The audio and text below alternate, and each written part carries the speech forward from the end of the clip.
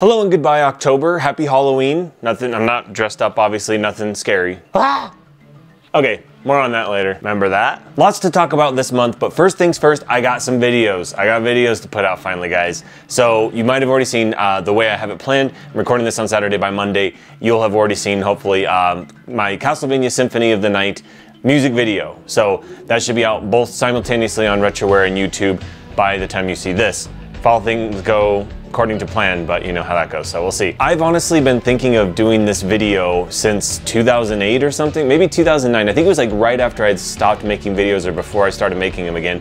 I was playing this Venetian Snares track in my car and my mind was just rolling through Castlevania. What I really wanted to do originally was just do like all the Castlevania games into a big music video, and that is so impractical, especially because I had to do most of this after I got back from Retro World Expo. So just in the last week and a half-ish, I was able to put together most of this, including still continuing to finish the game and then, anyway, music video. So anyway, check it out. It's an awesome music video. I hope you like it, and hope you like it done. For those of you that aren't into the music or whatever and you want to see a video game review, I have one in the works. It's just taking forever. So it will be out at some point. I guess I can't make promises. I don't want to make promises I can't keep, so we'll see. At some point, hopefully this year is what I'm looking at. Also out very soon, probably gonna wait a few days until after the Castlevania video, but I'm also going to release the Real Game Chasers preview.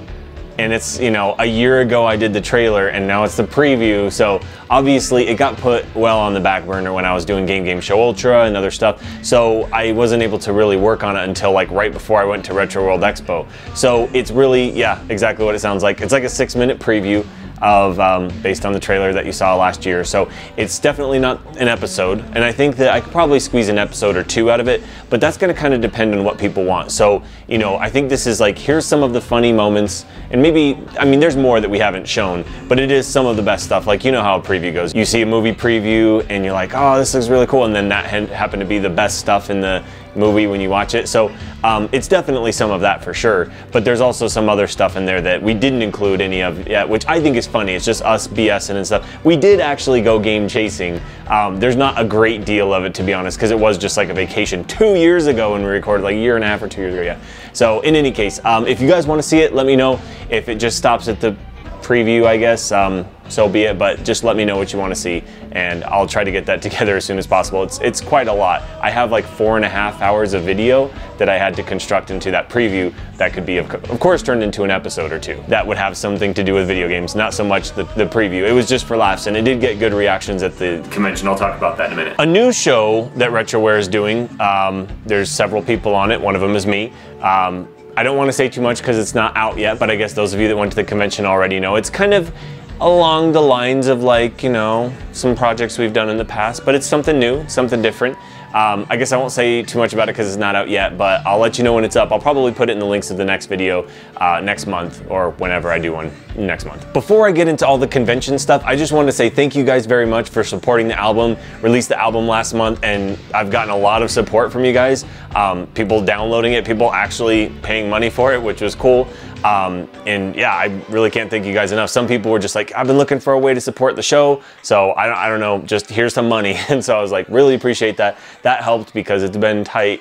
I had to buy 2 plane tickets because I got a ticket for Retro World Expo, and I also have a ticket to go to Day for Night, the Aphex Twin concert, etc. So been tight. That really helps. So I really appreciate that, guys. Thank you for your support. Thank you. Hope to do a B-side of that pretty soon, and then just get on new music. I really need to get on some new stuff, but of course, there's no time. There's no time. So as I mentioned, mid-October, went to Retro World Expo, went out to Connecticut. Retro World Expo this year was bigger than last year. There was 2 days this time. Last time it was just 1 day, and it was a great turnout. This time, the first day was even bigger than the last. Then it was a 2-day thing, so by the second day, there weren't quite as many people, but that's to be expected. So it's like big, you know, first day, and then maybe not as big second day. But there were some people that bought just a 1-day pass, some people bought a 2-day pass, so people were just at the Sunday one or just the Saturday one. So that was really cool, and I hope that we get to do the same thing next year. It's like, you know, MagFest is kind of like doing MagFest again. Got to hang with the buds again. To me, like, I love conventions. It's a lot of fun to go out there, and, you know, it still amazes me. People walk up and like, hey, Eric, and I'm like, I'm always confused, like, huh? Wait, I don't know you. Oh yeah, you know me. Okay, weird. But, you know, it's always very cool. And it seems like every time I go to one of these, I'm recognized by more and more people, so that's a good sign. And it's just cool to meet you guys, because it's like I make these videos for you, and it's nice to actually get to connect with you on a, you know, personal level, aside from just, hey guys, check out this video, and then read the comments, which I do, and I appreciate the comments. Don't have time to respond as much as I used to, and that's unfortunate, but it is nice to talk to you guys. So thanks to those of you that came out and said hi, and here's some people that I met. Please forgive the terrible shots. My camera was broken. I mean, severely broken. I tried to get a new one before I went out. You can see how broken it is. It's hopelessly broken, but we were taking them with my selfie camera, so of course it looks like a daytime soap opera, like they put Vaseline on the camera lens or something. It's really bad, so apologies for that. Gotta get a new cell phone soon. So first person I met was Jamie. There's a picture. Next person is seen him many times, many conventions. Evan, always a cool dude, and he gave me some stuff that I'm gonna talk about in a minute. So I'm going through the booths and so, hey, Eric from Let's Get, and I was like, what? Like, what are the chances that somebody that's just there as a vendor happens to know me? So that was really cool. That's Chris in the blue and Ryan in the black. Super cool dudes. Got to talk to him for a little bit. Got to talk to Sam. I think we met last year, but I don't quite remember. I think I was like, hey, nice to meet you. Oh, I met you last year. I think that's how that went, but I'm so terrible with names and my memory's not great, so I apologize for that. It's not that I don't care, it's just that I suck at names. I'm terrible. As soon as I learn someone's name, like ask some of the people that I took photos with, oh, hey, what was your name? Oh, nice to meet you. Hey, can I take a picture with you?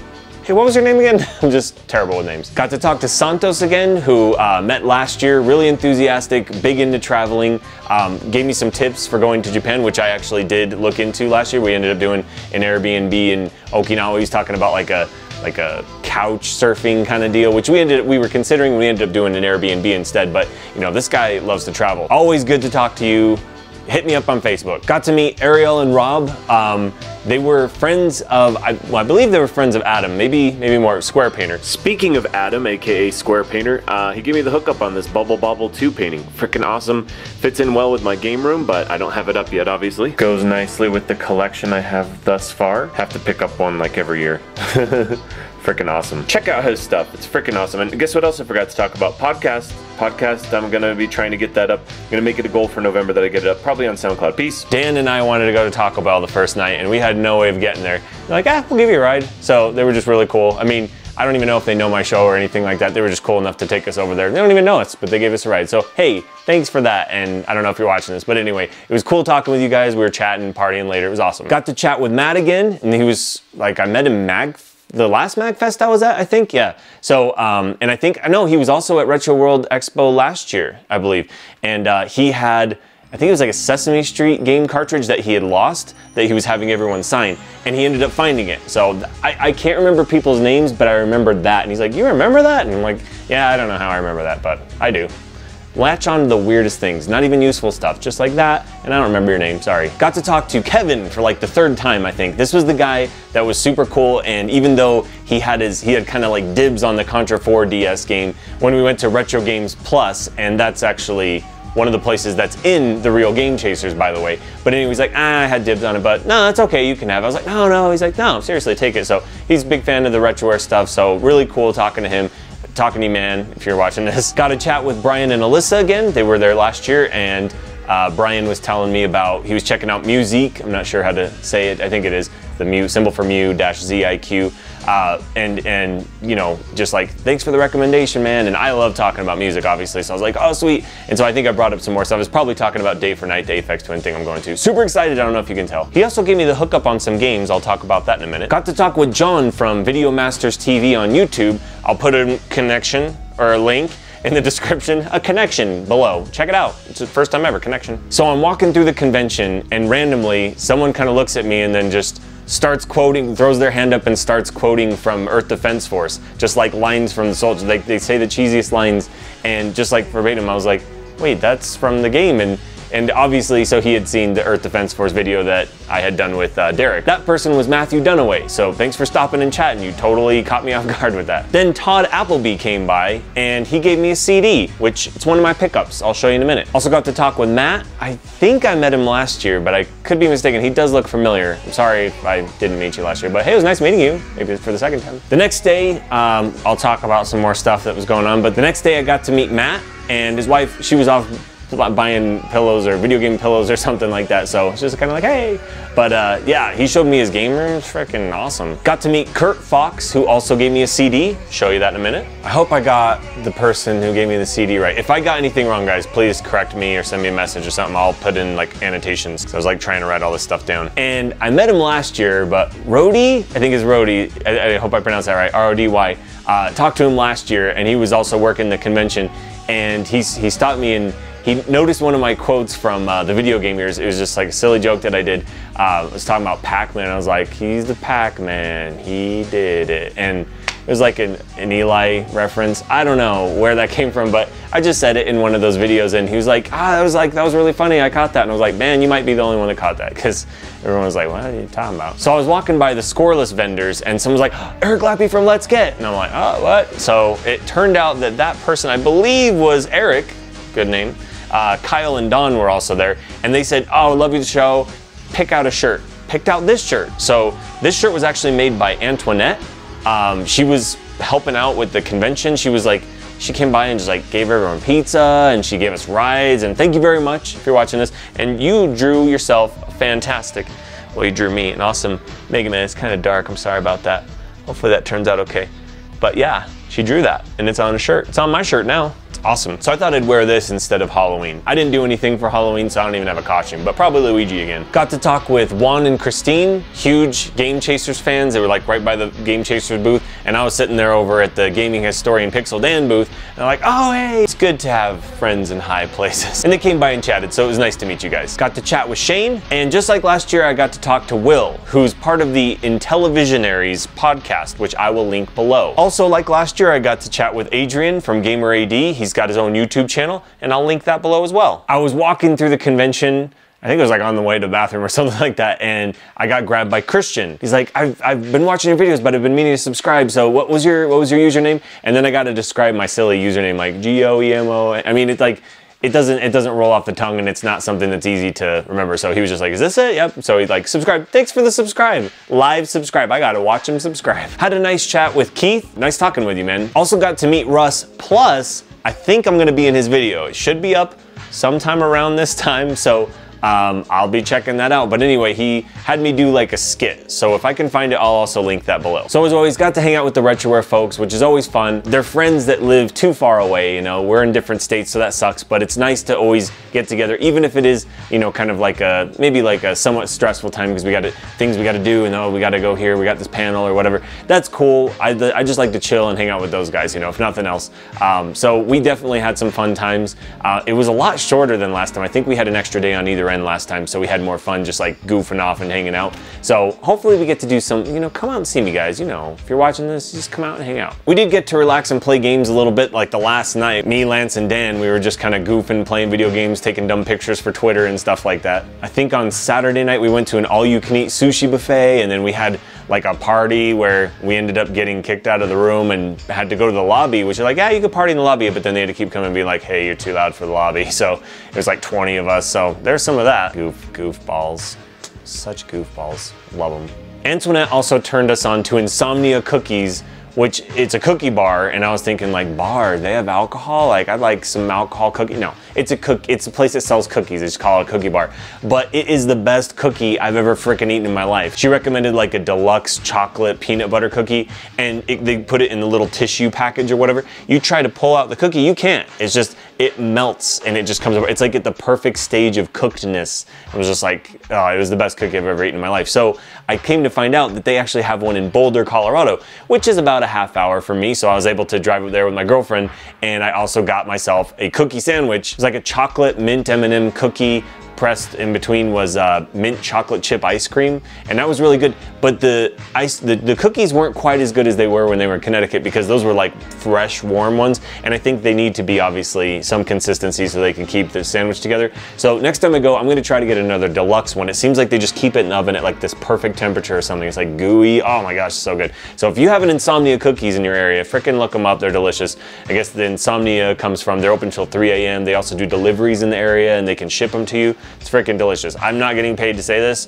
I just like the place. I don't even know anybody that works there. It's delicious. I just want you to eat a delicious cookie. Anyway, Retro World Expo, freaking awesome time. Go next year. If you didn't go in the last 2 years, if you can, and you know, you gotta go to Connecticut, just go. It's freaking fun. It's a big convention. I don't know if where we'll be next year necessarily, or when, or how many days or whatever, but it's pretty big. I mean, to the point where it's like we filled out the whole convention that first day. It was like very crowded. Second day was not as crowded, which was also kind of nice because it was easier to move around and stuff, but it's like we're like outgrowing the place probably. I mean, maybe we'll be there again next year. Maybe we'll go somewhere else. I don't know. Retro World Expo is big. Before I move on to pickups and stuff that came from the convention also, I wanted to go over just one more vlog thing really quick. Brandon, my coworker Brandon, we went to, there's a place called Grandma's House. Grandma's House has all the aesthetics of Grandma's house, and you know, they had like an Atari, they had a Nintendo, I think they had a Super Nintendo, they might have had a Genesis, they had a 64. They do like Mario Kart and Smash Brothers tournaments and stuff like that. None of that was going on when we were there, but they have like a behind the counter, they got the beer, and then they got like some video games. Like, hey, here's the menu for beer, here's the menu for video games, and there's pause and video games. They only had a couple consoles here and there, but most people weren't interested in doing that. Brandon and I were interested in doing that. We were trying to beat Legendary Wings and we didn't do it, but we did beat Contra. We use a Konami code, of course, but anyway. Just want to talk about it since it's loosely related to video games. But anyway, if you're ever in Denver area, interesting place to go. Grandma's House, man. I'm not getting paid by any of this, but anyway. Pickups, got a lot of them. I had been considering buying it for a while. I actually did buy like a Chinese black market copy that does not work on my Retron 5, but I got the Summer Carnival 92 Rekka. Yeah, I think that's how you say it. But in any case, this was one that was recommended by Justin. I watched one of his videos and it looks so crazy. Like, this is like a bullet hell shooter on the Nintendo, pretty much. It's crazy fast. Like, it's too fast to be on Nintendo, it seems like. And I got to play it, and this is obviously a repro cart, came with it. Paid a little extra to get it in the little case, you know, kind of cool. Did pay a decent amount for it. I gotta cut my nails. But it's really cool. It is as cool as it looked in his video, so I've been looking for it for a long time, so glad I got it. I'm gonna go over some general pickups and then some special stuff. Itadaki Street 2. That's gonna be on Super Famicom. This is basically the game, well, it's not basically, it's the game that became Fortune Street. So the only Fortune Street, this is a series of games, and the only one we got in the US I'm aware of is the one that's on Wii, Fortune Street. So it's kind of like a Monopoly. I think that's probably the fairest comparison. It's kind of like a Monopoly game. So, I like the one that's on Wii, so I thought I might try this out. And then I did. Well, I haven't played it yet, but. Super Wagyan Rando. So I have one of the Super Wagyan games, one or two, and I hope I don't have this again. I always buy duplicates, but this is like a cute platformer, obviously, and at the end of every level, there's like, I think it's like a memory game that you have to play with the bosses, so it's really cute and cool. Super Wagyan Rando 2, so the second one. This one actually is called Super Nazo Puyo 2. This is, I think I talked about this when I got my Japan pickups. I got Super Nazo Puyo, which is a Puyo game. Puyo Pop, I think is what we call it over here. It's a puzzle game, and the one that was, the one I talked about before was like, you're trying to make curry or something like that. So it's kind of like a RPG adventure-y kind of thing, but like instead of fighting battles, you fight puzzle. So I'm assuming the same thing here, except maybe not curry. Ranma, Nibun no Ichi, something, something, something. It's down there, I don't have the patience to read it, but it's actually an RPG, I believe. Ranma RPG, so probably not a you can play this, but I do remember some of the Ranma games that Justin went over, and I think I have all those, or at least most of them. But there's some decent fighting games, or at least one, and this RPG, we'll see. I'm practicing Japanese, talk about that in a minute. Yeah, I say I'm practicing Japanese and then I can't read this. I don't know the full title, but Super Genjin 2. This is, well, they called it, there's a whole history lesson, I don't need to tell you this, but PC Engine, the mascot was Bonk, we call him. But over there, I guess the word for caveman is Genjin, which sounds like engine, you know, like PC Engine. So that was why the mascot, it's like caveman, whatever. So anyway, here's the second one. This one may or may not have come out in the US. I think it might be an expensive game if it was. But in any case, I don't think I have this one. I have the Super Bonk, but I don't think I have the second one. So here it is. Downtown something something something is a Kunio-kun game. I think this one is kind of like Crashing the Boys, but I don't think it actually is Crashing the Boys. I remember looking it up on my phone and it looked a lot like Crashing the Boys, but I think it's a different one. Dan also got the Kunio-kun game that is just, I mean, it's basically exactly like River City Ransom, but it's set in feudal Japan. So it's very cool. We were playing it together, like throwing guys around, spinning them around and hitting each other all the time. We had a lot of fun with it, so we picked it up. Astro Robo Sasa for Famicom. Did I say that right? I think I did. That game was played by Arino on one of the Game Center CX episodes, I believe. And it's kind of, I mean, it seems like it's like a puzzle-ish game, but it's also kind of like Lunar Lander, if I remember correctly. You kind of, you know, have to spray yourself across the screen with your jetpack or something like that and try and not die. The last game I picked up for myself is Elemental Gearbolt, the Japanese version on PlayStation 1. I do believe I owned this on the PlayStation in America and sold it, which, as always, when you sell them, I always regret it. I always regret it. So it became an expensive game after that, and I do have, I think I have the instruction booklet from the deluxe version or something. It's all foil and nice, and so I really wanted to have it again, so I bought this, and it was way cheaper than it would be to buy the US version. A lot of times importing can save you a lot of money, and some of those games that are just really expensive over here, not so much over there. But you gotta know Japanese sometimes. So Brian gave me the hookup on these. Reddo Arima on Game Boy. So Red Armor, I think, I don't know how to say it, but basically the Red Devil guy from Ghosts and Goblins. So gave Arino a hell of a time on Game Center CX, and I mean, yeah, this is Demon's Crest, I guess we called it over here, but it's Japanese one, so he gave me a hookup on this. He knew I liked Japanese games, so also Japanese version of Double Dragon. I don't even think I have the American one, but I do believe there is an American one on Game Boy. Yeah, now I got it. Thank you for the hookup, sir. And Evan, there he is over there. I'll make some room for the picture. So Evan gave me this, actually just straight up gave me this. It is Mega Man Simplified, which is exactly what it sounds like. Haven't had a chance to plug it in yet, been very busy making that Castlevania video, but I intend to play it very soon because it sounds really cool. Ever want to play a whole Mega Man game all the way through? Well, Mega Man 1 is notoriously one of the more difficult ones. I think Mega Man 2 they found to be, I've beaten them all, but I guess I always hear that Mega Man 2 is a bit more balanced and easier to beat than Mega Man 1. It is difficult, but this one's simplified, so it's just kind of like, it's the same game, it's just maybe there's less enemies or different, you know, maybe an extra step here or there, so it's easier to make jumps. Like I'm thinking of like the construction level for Gutsman or something that's crazy hard. So maybe they have, you know, little ways to keep you from dying so often. So really cool. Blue cartridge, obviously repro cart and stuff, but yeah, Mega Man Simplified. Thank you very much. Really appreciate that. Pete Scarrett from Retroware got me this. Hey, I'm gonna link his column down below, but he got me this crazy huge Dragon Quest wall scroll. Holy cow. He knows I like me some Dragon Quest. I have not played this game yet though, but I guess this one is kind of like, what's that one, that Zelda one? I can't think of the name of it, holy cow. It's like a Dynasty Warriors? I guess this is kind of like a Dynasty Warriors kind of game. But I love me some Dragon Quest, so I'm down to check it out. Thank you. This will look nice in my game room, which I still have to do that video. So Billy couldn't be there unfortunately, but Jay was there, and this is the third DVD.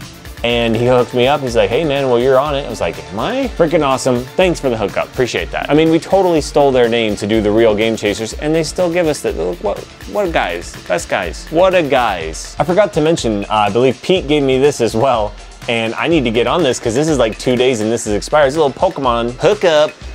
Can't stop saying it. Oh, and this one I actually bought from Pete Scarrett. This is Kickle Cubicle.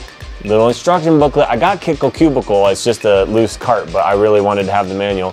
Because, you know, his magical manuals, man, they're so cool. Of course, got the video game years.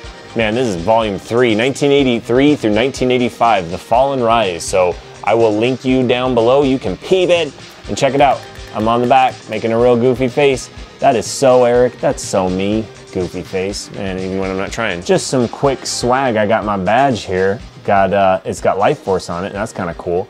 And then the program I'll show you in a minute, which is not quite related, but kind of. Remember, I used this in my top 10 goriest bosses for Halloween. And then Gradius style program for Retro World Expo. Beautiful little program. Nice. Oh, you can't see it, but it's probably good. You don't know. Someone from Video Games Monthly stopped me and gave me this band. Said, hey, love your show, Eric, and here's the band. Video Games Monthly, I'll put it in the link. David Apuzzo gave me, actually, he took my picture, took Dan's picture, and he gave us this sticker, because he's a photographer. That was really nice of him. They were really nice photos. We saw them and we're like, dang, they're like instant professional photos. Link? By the way, when I link people's stuff, nobody's giving me stuff. I'm not getting paid for any of this. I'm just like, hey, that's cool, so peep it out, if you want to peep it out. I'm gonna move back into video games in a second, but Todd Appleby gave me this CD. Unfortunately, I haven't had a chance to listen to it yet because I've been extremely busy, and I was trying to get my iPod to sync with my computer and it won't do it. As a result, I haven't been able to put this on my iPod, and that's how I listen to music, so I'm gonna have to like sit down and deliberately listen to this at some point, and I'll probably just have to tell you about next month. Thank you I really appreciate this. I'm gonna listen to it. I just haven't had a chance yet. And also Evil Earth. As I'd mentioned, I believe it was Kurt Fox that gave me this CD, and like I said, I haven't had a chance to listen to the CDs yet, but I'll report back next month. So thank you very much. From one musician to another, I am gonna listen to it, trust me. I love it when people wanna show me their music. I'm all into it. I'm all about music. I don't understand why people are just like, you know, oh, you make music, oh, that's cool. I want to hear it. This next one wasn't a direct pickup, but I did talk to Pat while I was there, and he said this was in the mail. This is freaking heavy. It's so huge. So this is the guide to the NES library by Pat Contri, aka Pat the NES Punk. And he's like, hey man, you know, that should have been sent out, so you should hopefully get it when you get back. And it was here. So this thing came in a massive package because it's freaking huge. It's gigantic. Like, massive hardcover, like you can tell, like look at this awesome. My mom was she came home at one point, she came to my house and I wasn't here and she was just checking on something and she saw this sitting there and she started flipping through it because she's like, this just looks so cool. And I talked to her, I told her that, you know, about Pat's book, and she, is that what was on your table? I was like, yeah. She's like, oh, I just started flipping through it because it just looks so nice. I mean, it looks really nice. It's over 400 pages and just look at, it's got reviews in it and stuff. I think some articles were written by Gaming Historian and Pixel Dan. A lot of great articles in here, and I can't believe that he wrote this whole freaking book. I mean, you know, he had help, but holy cow, it's massive. This thing is gorgeous. Like, it just screams quality. If you like the Nintendo, this is a book that you have to have. I posted this on Twitter and someone was like, I have a shelf specifically for this in my game room. So I'm not kidding, this thing is freaking massive. Like, they say coffee table book. This book is a freaking coffee table. It's humongous and gorgeous. So if you like the Nintendo, pick it up. Pat's book. I can't believe that he did it. Good job, man. I can't believe you did it.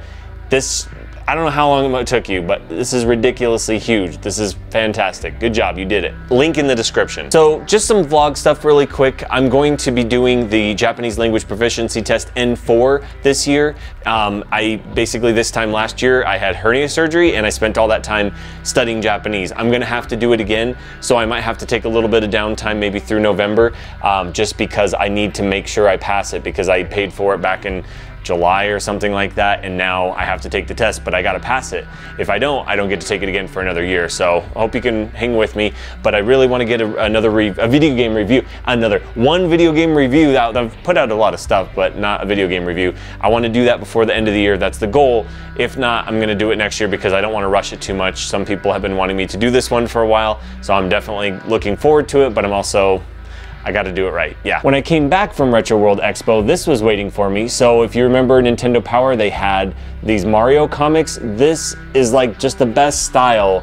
The writing is pretty funny, but like, just look at the, I mean, I just open any page and it like makes me laugh. Like freaking look at Bowser. That's so awesome. Just the style is so cool. So if you remember these at all, like I always remember these, and these were just the best. I remember reading them every month. I was like, oh, it's the best. I hope there's ones that I've forgotten about so I can just come back, oh wow, I don't remember that, but it's great. So anyway, I got it on Amazon, you just peep it, links. Really brief, music I've been listening to recently because of Johnny Ketchum. When he came out here for a brief time, video to follow in any case, he was telling me that he was into Vaporwave, which I guess it's not that new, but I didn't know that it was like a type of music or anything like that. But I guess it's been around since like 2010. There's already like sub-genres, of course, of everything. And there's stuff that's like, you know, this is based on like 90s, you know, elevator music or like something you'd hear in the mall and stuff like that. So I've been listening to that. It's basically what you've been hearing in the background. Digging it. So as I frightened you with earlier on, some of you remember Scary Stories to Tell in the Dark. So I got like the Treasury, which has all the original artwork in it, because some of them, I guess the ones that they made after parents complained and stuff like that, had changed the art. So this has the original insane art, which I mean, it really isn't for kids. It scared the crap out of me. It's still frightening as heck. Like I'm looking through it now and I'm getting shivers because this is perfect for Halloween time because this is so, who came up with this stuff? It's freaking amazing. So I'm gonna show you one when I can get to the one I'm thinking of, because I could not freaking sleep after I saw this one. The reason I picked it up is because Guillermo del Toro, who did the Pan's Labyrinth, he is supposed to make this movie. He's supposed to make a movie about scary stories to tell in the dark. So I'm really looking forward to that, because if they get the original illustrator to make the art for the movie, it's gonna be the freaking scariest movie ever. Like, I mean, I don't know if it'll be like PG-13 or whatever, but like, just to give you an idea, like, the freaking art, it's so freaking scary. Like, just the style is insane. And I mean, the stories are for kids, you know, I mean, they're whatever, like 3rd grade reading level or something like that. But I remember reading these in 3rd grade and just getting scared out of my mind. I heard a noise over there and I had to look, it's getting me on edge. Anyway, Halloween time's good book to read. Hopefully, I'm looking forward to the Scary Stories movie. Hopefully it's cool. Final thing I'll talk about, finally finished Stranger Things, which is also a good thing to watch around Halloween time. If you haven't checked it out, it's totally like 80s nostalgia, sort of like horror movies and that kind of stuff. Really well done, high quality, not like super cheesy, campy stuff, but it is like kids, you know, experiencing these scary things going on, and it's really well done. I mean, a lot of people have talked about it. Check it out on Netflix. And I started watching Black Mirror season 3, and some of it's really good. Apparently some of this stuff has come true or is coming true, and it's freaking scary. So technology is scary. Basically, Black Mirror, you could probably tell from the name, it's like, hey, here's a dark view of holding the mirror up to society. Here's what you're doing with your technology. Here's some bad things that could happen. Most of it's bad, but you know, one of the episodes so far was like, oh, that's pretty good. But anyway, interesting stuff. In any case, I've talked way too long. It's a crazy long video. I got to edit all this stuff and get it out so quick. I'm still I've got so many things on the back burner. I'm hoping to get a video game review out, probably not November, probably December is the goal, because November is probably going to be dedicated to getting ready for the Japanese language proficiency test N4, the 2nd level from the bottom, which I have that test, I think it's December 5th or something. So wish me luck, and I'll report back. I'll talk to you in November in any case, end of November. I guess that's really all I have. Have a lovely Halloween, and I'll see you next month. Pew!